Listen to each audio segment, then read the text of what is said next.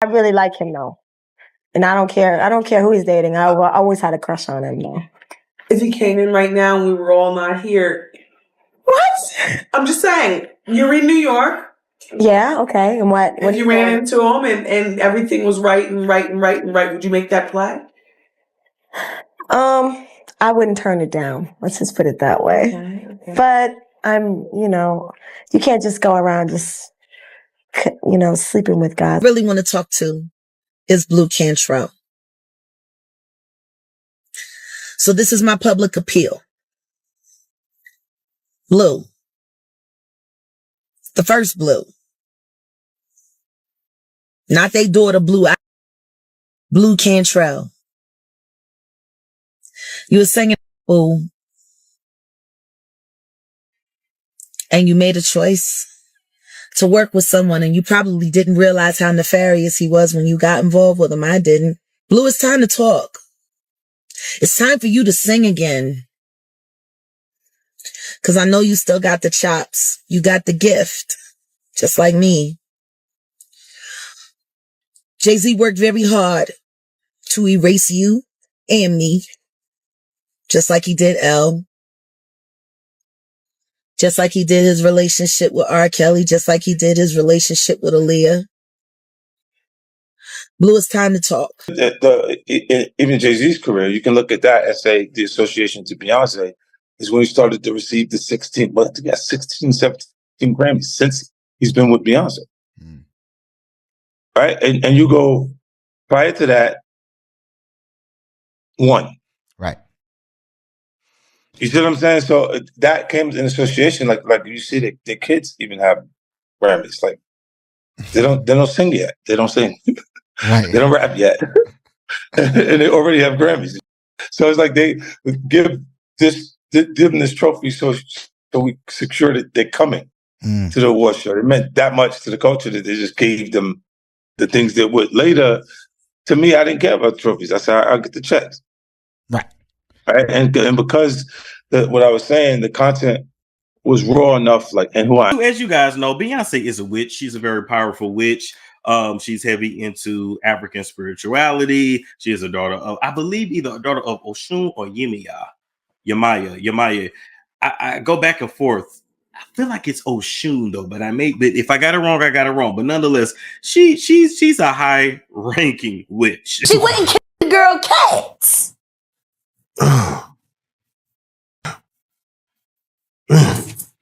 Okay. A girl went to court and charged her with extreme witchcraft. She was hypnotized. She was drugged. Beyonce came and she was in there eating on her and shit while she was asleep. Snacking on his bitch. Killing cats. And guess what? They wouldn't give her the restraining order. They just told her to stay away from Beyonce and work for somebody else. Guess what? She's having a hard time finding work too. It's obviously they've been controlled by Satanism. I mean, I'm not really scared to say that. We all know Luciferians, Freemasons, and all occult knowledge that was drugged up from Egypt have now surfaced itself in American society. And if you actually dig through the raps, like as I have, before it was all about partying, popping bottles. But when you listen to it again with a new ear, obviously they're not serving the same most high God that I am. And that's what makes us enemies, that I stand for a completely different doctrine, a completely different nation, and a completely different truth than he does. I don't have any materialism attached to my spirit or soul anymore. I don't have fornication attached to my spirit anymore. I mean, I just got engaged July. So my life is completely different from how I was with women in the early 2000s. And I think that is the difference in itself of being involved with Rockaware has made me see something completely different, and knowing who his allegiance is with is not the Most High God. And we all know, Satan. Just when you thought the Diddy fallout couldn't drag any more ghosts out of the industry's closet, a familiar name from the early 2000s is suddenly back in the conversation, and the timing is raising eyebrows. Blu Cantrell, the R&B powerhouse who vanished without explanation, is now being whispered about in the same breath as Jay-Z, Beyonce, and Diddy. Old rumors are resurfacing, half-forgotten interviews are being replayed, and people are asking an uncomfortable question. Was Blu's disappearance just a personal unraveling, or was she quietly erased after getting too close to the wrong people? Because if the streets are right, Blu didn't just disappear. She knows things. Just when the industry thought the Diddy storm couldn't crack open any more sealed vaults, one name from the early 2000s keeps floating back to the surface, and it's making people nervous. Blu Cantrell, a voice you couldn't escape, a star who was everywhere, and then nowhere. And now, as old alliances are being scrutinized and longtime power players are suddenly being named, Blu's disappearance doesn't feel random anymore. People are rewinding interviews, rereading blinds, and realizing that some of the whispers that were brushed off back then sound very different today. Because Blu wasn't just another artist who faded out. She was inside rooms most people never see, connected to people who are now at the center of the biggest scandal hip-hop has faced in decades. What's reigniting the conversation is timing. As Diddy's name dominates headlines and long-rumored industry behavior is being dragged into the light, fans are asking why certain artists vanished while others ascended untouched. Blu Cantrell's story sits right at that uncomfortable intersection: talent, proximity, and silence. Back then, rumors swirled quietly about who she knew, who she'd crossed paths with, and who may not have wanted her too close. Those rumors never went away. They were just buried under success stories and carefully curated narratives. But now, with the industry unraveling in real time, people are wondering if Blu's absence wasn't a coincidence at all. Because when someone disappears without closure, without a comeback, without even a clean explanation, it leaves space for one unsettling thought. Maybe she didn't just leave. Maybe she was never meant to speak. At her peak, Blu Cantrell wasn't just successful. She was inevitable. She had one of those voices that stopped conversations mid-sentence, the kind that felt both polished and raw at the same time. When Hit 'Em Up Style dropped, it wasn't just a hit, it was a moment. The song lived everywhere: radio, clubs, award shows, and it announced Blu as a woman who sounded confident, modern, and untouchable. Then came Breathe, sealing her place as one of the defining R&B voices of the early 2000s. Labels wanted her, producers chased her, and fans believed she was headed toward a long, dominant career. This wasn't a fluke artist or a one-album wonder. Blu had momentum, credibility, and that rare thing the industry can't manufacture: authenticity. She felt real, and people connected to that. What makes her story hurt is knowing how much promise was left unrealized. Blu wasn't struggling to break in. She was already in. She had the look, the sound, the numbers, and the cosigns. She was being positioned alongside other rising stars who went on to build empires. At that moment, nobody was asking if Blu would last, only how big she was going to get. That's why her disappearance still feels wrong. It wasn't the natural fading of an artist who missed a trend or lost relevance. It felt like something was interrupted mid-sentence, like a career that was actively moving forward suddenly hit an invisible wall. And then, almost overnight, the noise stopped. No rollout, no goodbye tour, no messy public feud to explain it. 1 minute Blu was everywhere, and the next minute her contract wasn't renewed, somehow forgotten, according to industry chatter. Doors that once flew open quietly shut. Money that should have been there wasn't. Interviews later revealed she felt unprotected, unguided, and taken advantage of at a time when she needed support the most. For fans, it created that jarring, unsettling moment. Wait, how does someone this big just vanish? In an industry that clings to profitable talent, failure usually looks loud. Blu's looked silent, and silence, especially in entertainment, is rarely accidental. That silence only grew heavier as rumors filled the gaps. Whispers started circulating about who Blu was connected to, who she'd been seen around, and who might have had influence over her trajectory. One name kept floating up again and again: Jay-Z. At the time, it was framed as gossip, harmless, flirty speculation fueled by interviews where Blu openly admitted she had a crush. The way she spoke about him was playful, honest, and unfiltered, and audiences ate it up. But looking back now, people wonder if those moments were brushed off too easily.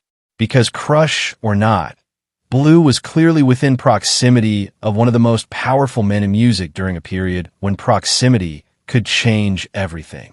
What was the nature of that connection? That's where the questions begin and where answers disappear. There was never a confirmation, never a denial that fully shut the door. Just deflections, laughs, and nothing happened, responses that somehow left more room for curiosity than closure.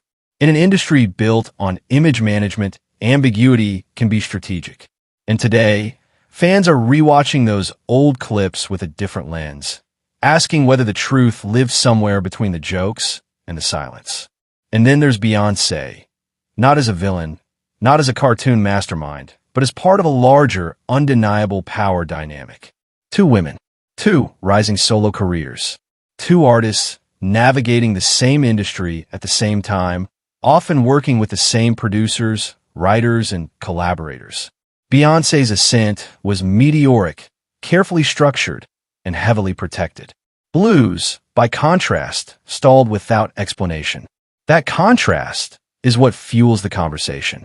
Fans have long noted the overlaps, the similar collaborators, the creative parallels, the timing of releases, and wondered whether competition behind the scenes was fiercer than anyone admitted.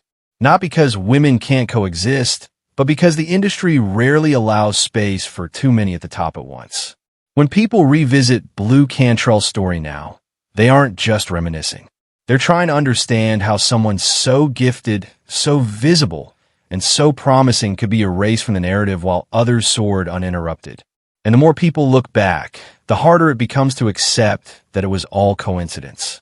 As fans started piecing Blu Cantrell's story back together, a familiar industry pattern began to emerge, one that people swear they've seen play out over and over again. In music, talent matters, but proximity matters more. Who you're aligned with, who you're seen standing next to, and who you're perceived as threatening can quietly determine how long your moment lasts. Artists rise fast when they're useful, but when the politics shift, those same artists can be stalled, sidelined, or rewritten out of the narrative entirely. Fans point to creative overlaps, similar collaborators, and sudden shifts in opportunity as clues. Not proof, but patterns. Songs that feel eerily familiar. Visuals that resemble earlier concepts. Collaborations that move from one artist to another almost seamlessly. And when one career accelerates while another inexplicably stops, people naturally start asking uncomfortable questions. That's where the conversation widens beyond Blu and lands squarely in the center of industry power. Because when fans talk about artists being silenced, erased, or quietly pushed aside, one name keeps surfacing in the background: Diddy. For decades, his influence stretched across labels, executives, artists, and gatekeepers. Business ties overlapped with personal relationships, and loyalty was currency. Now, as former associates and insiders speak out, a recurring theme keeps popping up: fear. Fear of speaking too soon, fear of being cut off, fear of what happens when you fall out of favor. So when people look back at Blu Cantrell's sudden disappearance, they don't see it in isolation anymore. They see it as part of a larger ecosystem where staying quiet was sometimes the only way to survive. Then came 2012, the moment that shifted everything from speculation to concern. When reports surfaced that Blu had been taken to a hospital for psychological evaluation after a public incident, the industry didn't rally around her. It recoiled. Headlines reduced her to a spectacle, and the conversation quickly moved on. But for those paying attention, that moment felt less like a breakdown and more like a breaking point. Years of pressure, lost opportunities, unanswered questions, and isolation had finally spilled into public view. Instead of closure, it created more mystery. How did someone once so celebrated end up so alone? And why did no one seem eager to help her reclaim her voice afterward? That vacuum, created by silence, fear, and unanswered questions, is where the internet stepped in. Online, theories began to spiral. Some went far, talking about rituals, control, and hidden hierarchies within the music industry. Others framed it as psychological warfare, manipulation, or punishment for knowing too much. While the extremes can sound unbelievable, they all stem from the same root problem, a lack of transparency. When industries refuse to explain themselves, people will fill in the blanks however they can. And the darker the silence, the darker the theories become. Which brings everything back to Blu. People claim she's been talking privately, that she's hinted at things, that she knows more than she's ever said publicly. And whether those claims are true or exaggerated, the fact remains, Blu has never been given a platform to tell her story fully, in her own words. Her silence has become the loudest part of her legacy. Not a comeback album, not a tell-all interview, just a lingering question mark.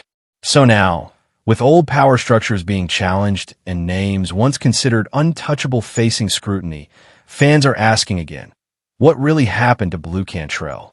Was she pushed out? Did she walk away to protect herself? Or was it a perfect storm of industry politics, personal trauma, and proximity to the wrong people at the wrong time? The truth may live somewhere in between, but until Blu speaks, the mystery isn't going anywhere. And neither is the conversation.